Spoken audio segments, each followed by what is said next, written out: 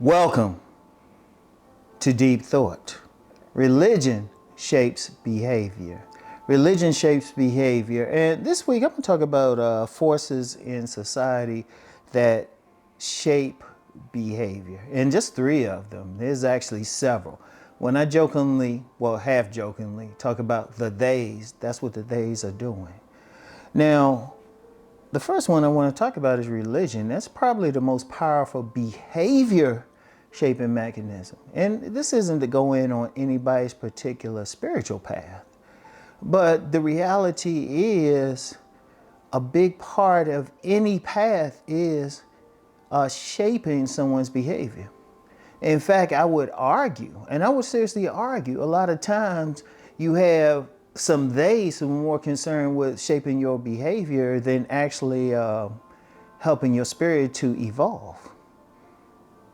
I mean, it's deep with that. It's deep with that. But we'll just focus on just the reality of it. If you think about it, when any path, I don't care, pick a path, when it says, oh, you have to eat this, or you have to do this, or you can only have sex under these circumstances, or this is the proper behavior. Whether even if the behavior is good or bad, because that's still relative, but that's still shaping your behavior.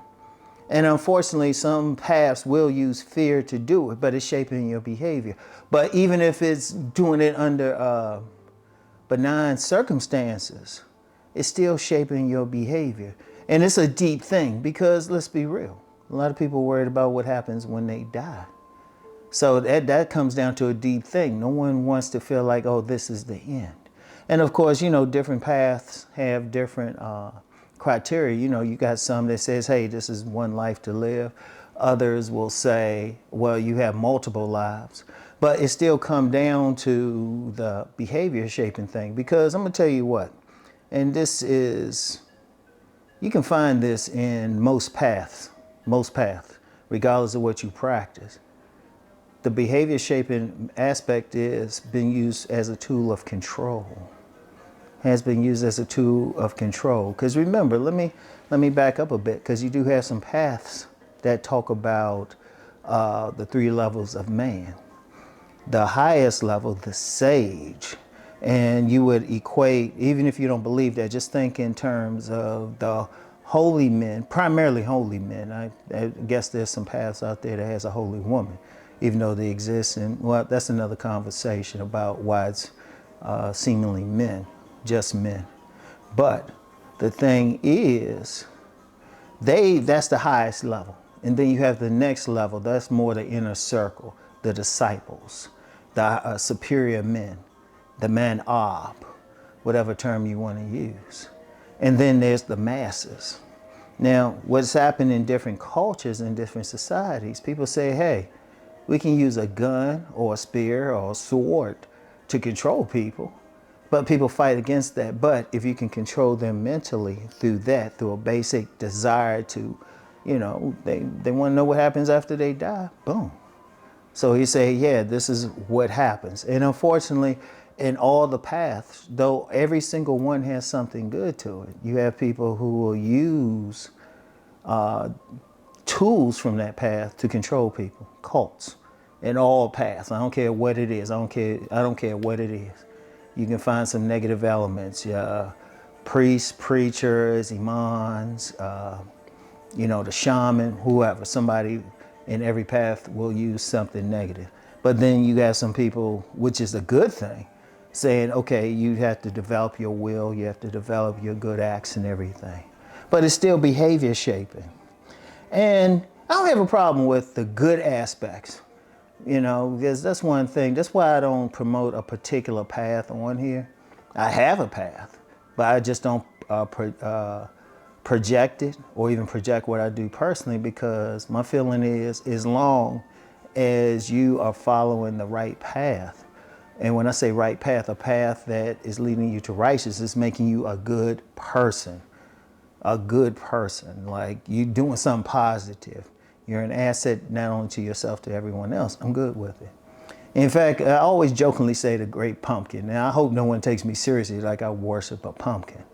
But that came from a group of, I'll just say, spiritual type of group. And we would say, you know, you could even worship the great pumpkin as long as you're sincere in your path. And we had different paths in this group. We had different paths, everything from comedics to Christians in this particular group. And everybody was respected. We respected you as long as you on a righteous path. But then some people weren't. Some people use it as a weapon.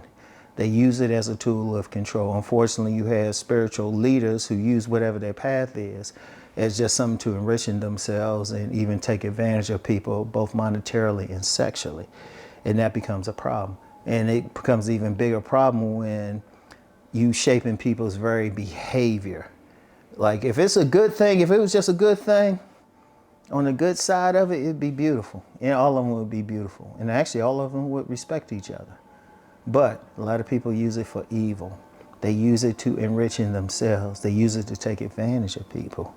And people might think, well, why are you using these tools like that? Because it controls behavior. Because when people will take advantage of it, you have leaders who will take advantage of it, create cults and everything, abuse people. That's their weapon. That's their very weapon. And it's something to think about.